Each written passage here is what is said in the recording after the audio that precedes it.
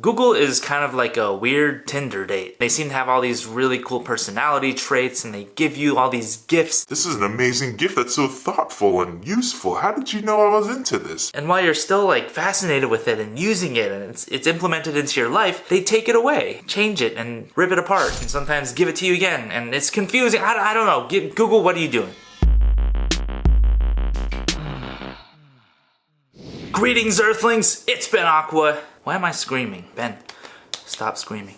Okay. Google just released the new YouTube Music app, which is technically not a new app, but they're rehashing the YouTube Music app and Google Play Music and kind of squishing them into one. I'm trying out the new YouTube Music app on my iPhone 10. I think it has a lot of potential, but right now it feels kind of beta-ish. It has a crazy selection of music. The design is clean, but it's a little bit basic. Your library is a bit of a mess. Is it worth your money? Should you switch from Spotify or Apple Music? I'm gonna share some insight about all that stuff in this video, so stick around. Let's get into it. Here is what the YouTube Music app looks like when you first open it up. It gives you categories like new releases. It has a thing called listen again from your history.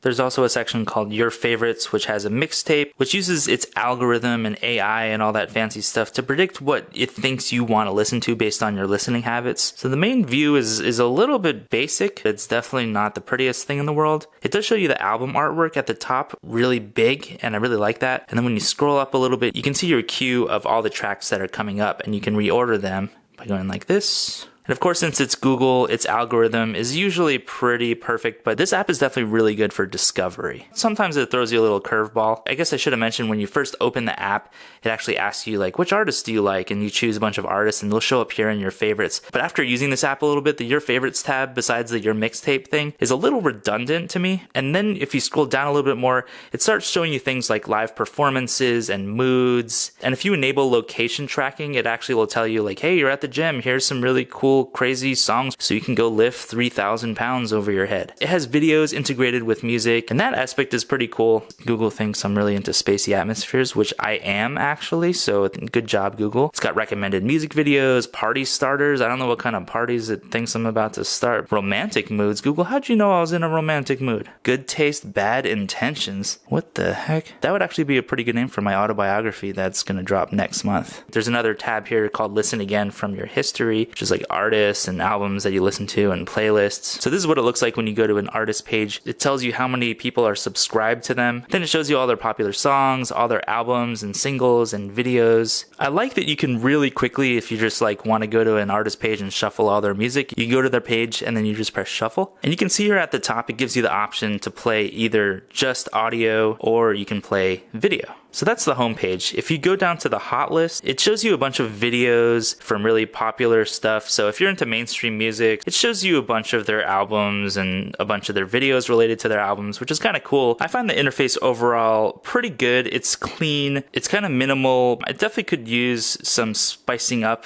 maybe a color scheme or something. Right now it's just kind of gray and black and it doesn't have a whole lot of character. This app is really new, so I'm guessing there's going to be a lot of changes coming up. One thing I love about this app so far is that it seems like it gives you something new to listen to almost every time you open the app. And you can even reload, and sometimes it gives you even more stuff that you can check out. See how that just changed? I like seeing the new releases up here too. That's pretty handy. But it only shows you like, I don't know, 8 or 10. So here's where it has a bunch of like the YouTube curated playlists, really similar to what Spotify does with all of their, the mega hits playlists. Even the art itself on a lot of these albums actually reminds me a lot of Spotify. So they seem to be modeling a lot of their designs so far on just like the Spotify interface, but they do feature a lot of videos and there's other stuff because after all, it is YouTube. That's one of the cool advantages of YouTube's collection. It has like millions and millions of the official releases, as well as a bunch of live videos and covers and all the stuff you would expect to see on the main YouTube app. Then over here, we have library. At the top, you see it shows the last stuff that you played. Then it has a download section where you can have an offline mixtape, which is a really handy feature, and you can set how many tracks you want that to be right here. Could be handy media if you do a lot of plane rides or something. And once you download any other music, it'll appear right here in this section. Then of course there's your playlists over here. One thing I love about YouTube Music is you can start a radio station based on any playlist. So you can just like put a bunch of punk songs, for example, in a playlist, and then just go over here and tap on start radio. Then it starts a radio station based on everything in your playlist, which is pretty cool. Then also in your library, we have albums, which it lists in not so alphabetical order. And once you like songs, it'll put them in this like songs section. So you can quickly access all the songs that you really like, and then you can even shuffle them all if you want to.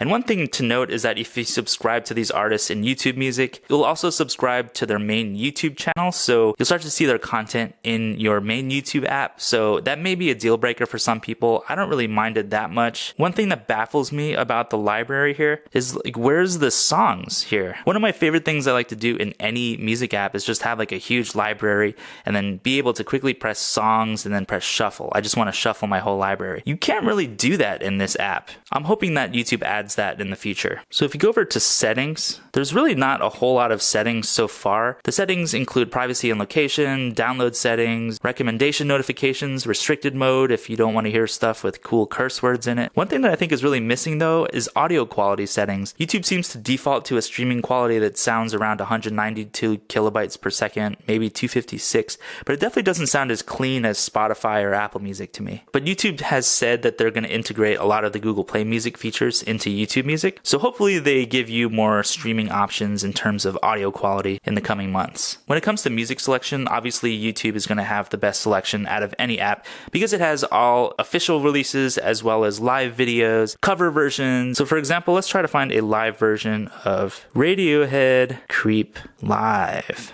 So check it out, there's the live video right there. So in terms of selection, YouTube Music definitely has the advantage over Spotify and Apple Music because it has all those other versions. One pretty weird quirk about their library and how you add albums to it is when you click add to library, it adds it to your library so you can access it in your albums over here, which is really cool, except when you go back to the main YouTube app, you actually see it in your normal playlist section as well, which to me kind of clutters up all of your playlists in YouTube. So if you're going to be adding a lot of albums in YouTube Music, just be aware that in the main YouTube app, it'll add them as playlists as well. It's kind of annoying, but I have a feeling YouTube will figure out some way of cleaning that up so the albums that you add don't appear in your main playlist section. One of my favorite features about the YouTube Music app also, if you don't really know what you want to listen to, but you have like a song somewhere in the app, you can just tap play and it'll start playing that song. But then if you scroll up, you'll see that it already created a queue of new songs for you to listen to. Basically, YouTube Music creates a radio station for anything that you listen to, whether it's one song or a playlist or an artist.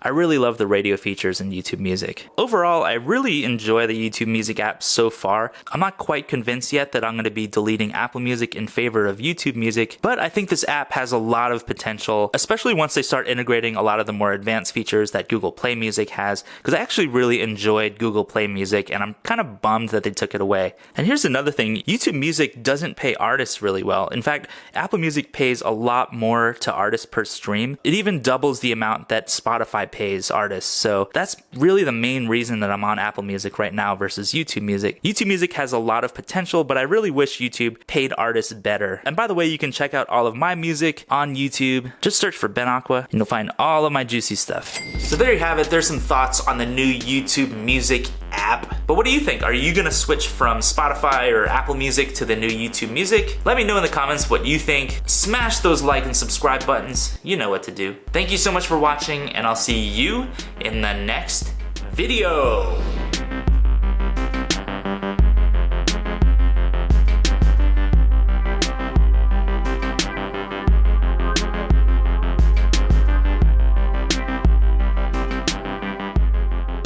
I'm gonna share with you all of my intimate secrets. Secrets?